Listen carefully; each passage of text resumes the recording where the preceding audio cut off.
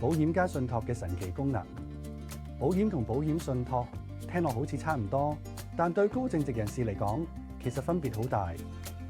保險係保障同財富放大嘅工具，能夠喺指定時間俾受益人一筆資金，確保家人生活無憂。而保險信託就係將保險嘅賠償金交俾信託管理，按設定嘅規則分配，避免資金一次過俾晒指定受益人。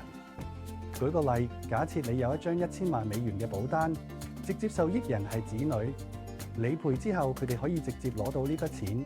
但如果佢哋冇乜理財經驗，可能短時間內就使晒，甚至俾第三方債權人追債。但如果呢張保單係放喺保險信託入面，賠償金就會由受託人管理，按你設定嘅規則逐步發放，確保子女長期受益，同時規避債務同婚姻財產風險。所以保險解決嘅係財富倍大，而保險信託就係財富安全傳承。如果你希望財富代代相傳，合理利用保險信託先至係智慧嘅做法。